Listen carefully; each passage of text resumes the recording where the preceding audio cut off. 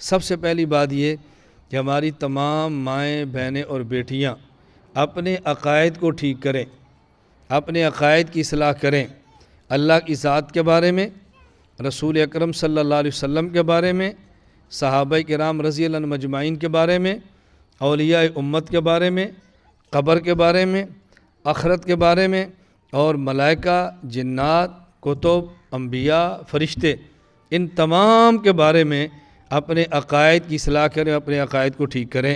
سب خواتین اس کا اہتمام کریں۔ نمبر 2، یا آنے والی خواتین یہ نیت کریں اور پکا فیصلہ کریں کہ ہم انشاءاللہ العزیز 5 وقت کی نماز بہر صورت ادا کریں گی، نماز کبھی نہیں چھوڑیں گی۔ اور رمضان آنے والا ہے، روزے کی پوری پابندی کریں گی اور رمضان کے روزے کا نازہ نہیں کریں گی۔ جتنی بھی سخت گرمی ہو یہ جہنم کی گرمی سے کم ہے، جتنی بھی سخت گرمی ہو یہ قبر کی گرمی سے کم ہے، جتنی بھی سخت گرمی ہو یہ حشر کی گرمی سے کم ہے۔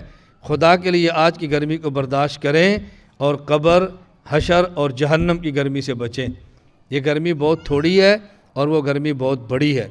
اسی طرح جن خواتین پہ حج فرض ہے ان کے پاس زیور موجود ہے، حج فرض ہے، اپنا حج کریں، زیور اتنا رکھیں جتنی تمہیں ضرورت ہے، خدا کے لیے بیماریاں ختم کریں۔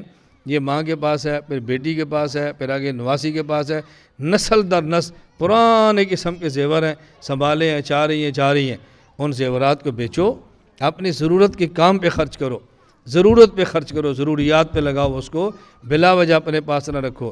چوری کا الگ خطرہ، ڈکیتی کا الگ خطرہ، ہر وقت پریشانی الگ ہے، اور زکوٰۃ نہ دے کر قبر اور آخرت تباہ الگ کی جا رہی ہے۔ نمبر 3، ہماری مائیں بہنیں بیٹیاں اس بات کا اہتمام کریں کہ پردے کا بطور خاص اہتمام کریں، بطور خاص برقع پہنیں، اپنے چہرے کو چھپا کے رکھیں، اپنے جسم کو محفوظ رکھیں، اور اگر کسی کی عذر ہو، کوئی مجبوری ہو، برقع نہ پہن سکتی ہو، بڑی چادر لیں، بڑی چادر جس سے اندر کے جسم نظر نہ آئے، چہرہ نظر نہ ہو۔ میں یہ بات پھر کہتا ہوں اور بڑے در سے کہتا ہوں، ہماری بہت ساری بہنیں اور بیٹیاں برقعے ایسے استعمال کرتی ہیں، اتنے پرکشش، اتنے بھڑکیلے اور اتنے پھول اس پہ لگے ہوتے ہیں کہ نہ دیکھنا چاہے بندے کی تب بھی نگاہ اٹھتی ہے برقعے کی طرف۔ برقع سادہ پہنیں، برقع سادہ پہنیں، برقعے کو فیشن مت بنائیں۔ اب برقع بھی فیشنی ہے، برقع بھی ایک نیا ماڈل ہے، برقع بھی ایسا جدید لاتی ہیں کہ وہ کپڑوں کی بجائے اور انسان کو تباہ کرتا ہے۔ برقع پہنیں، قیمتی لیں، کوئی منع نہیں کرتا، آرام دہ لیں، کوئی منع نہیں کرتا، نرم پہنیں، کوئی منع نہیں کرتا، لیکن اس کو سادہ پہنیں اور پردے کا خیال رکھیں۔ پردے کا ہمارے یہاں پردوں کا بہت بڑا مسئلہ ہے، خصوصاً اپنے گھر میں دیور کا مسئلہ، بہنوئی کا مسئلہ، چچے کے بیٹے کا مسئلہ، ماموں کے بیٹے کا مسئلہ، یہ بہت سخت پردہ ہے ان کا۔ نبی کریم صلی اللہ علیہ وسلم سے ایک صحابی نے پوچھا، یا رسول اللہ، یہ جو گھر میں دیور ہے تو کیا اس سے بھی پردہ ہوگا، دیور سے؟ رسول اکرم صلی اللہ علیہ وسلم فرمایا، الحم والموت، یہ دیور موت ہے، موت۔ اللہ کے نبی فرما رہے ہیں دیور یہ موت ہے۔ کیا مطلب؟ اس سے بہت زیادہ پردے کا اہتمام کرنا چاہیے، اور ہم اس کا خیال نہیں کرتے۔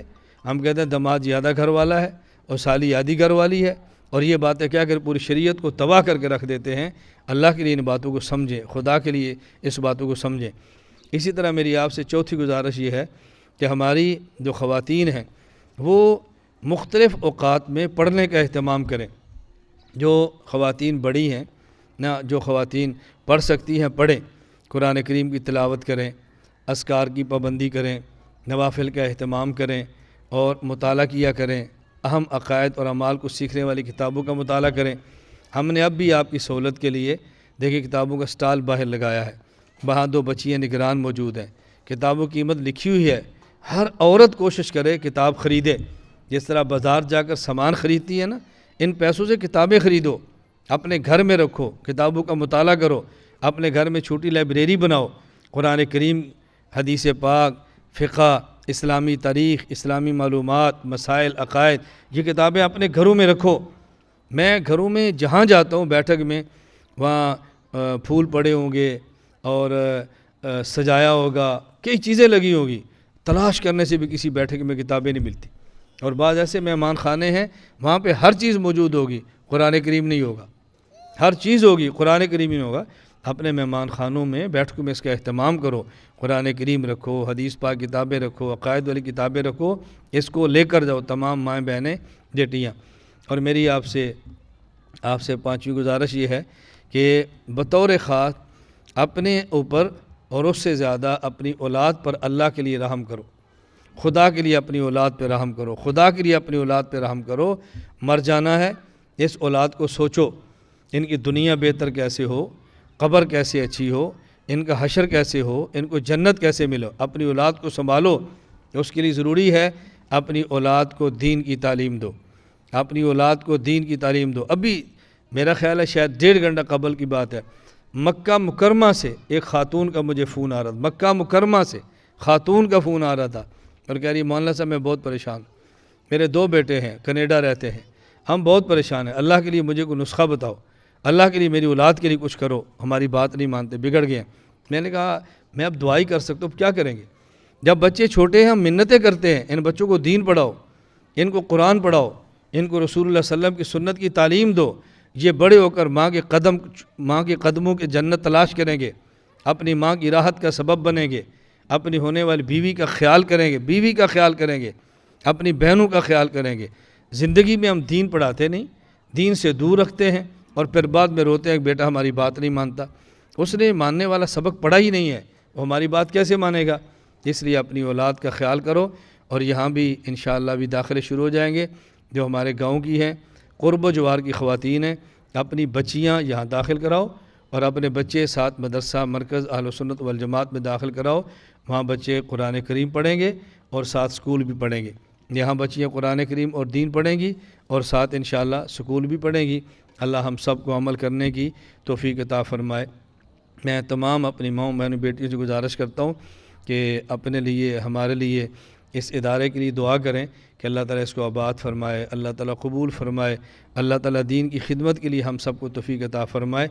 ابھی سب توجہ کے ساتھ پہلے درود پاک پڑھیں، پھر دعا مانگیں اللہ سے، اور اس کے بعد یہاں دسترخوان پہ آپ لوگوں کی کرام کے لیے کھانا لگ گیا ہے، اور دعا کے زیادہ سے زیادہ 5 منٹ آپ انتظار کریں، یا مرد بیٹھے ہیں یہ جب اٹھ جائیں گے دسترخوان لگا ہوا ہے تو خواتین کھائیں، اور کھانے کی قدر کریں، سنت کے مطابق کھایا کریں، اپنے ہاتھ کو دھو لیں، سنت کے مطابق بیٹھیں، اپنے آگے سے کھائیں، جتنی بھوک اتنا کھانا چاہیے، حلال کا آدمی کھانا کھائے اور دین کی خدمت کی نیت سے کھائے کہ اللہ مجھے جسم میں طاقت دیں گے، اللہ تعالیٰ اس سے میں دین کا کام کروں گی، نماز پڑھوں گی، یہ شریعت کے مطابق زندگی گزاروں گی۔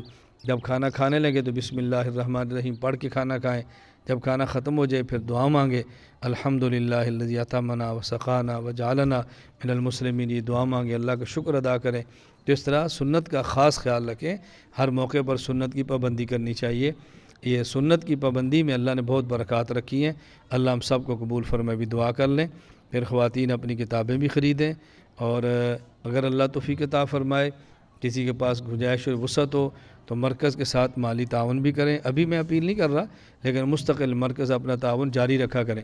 آپ کے گھر میں زکوٰۃ ہوتی ہے، زمین کا عشر ہوتا ہے، وہ مدرسے بھجوائیں تاکہ بچیوں کے مدرسے میں آپ کی طرف سے بھی حصہ ڈال لیں۔ لا الہ الا اللہ، لا الہ الا اللہ، لا الہ الا اللہ، ما لنا رب سواه۔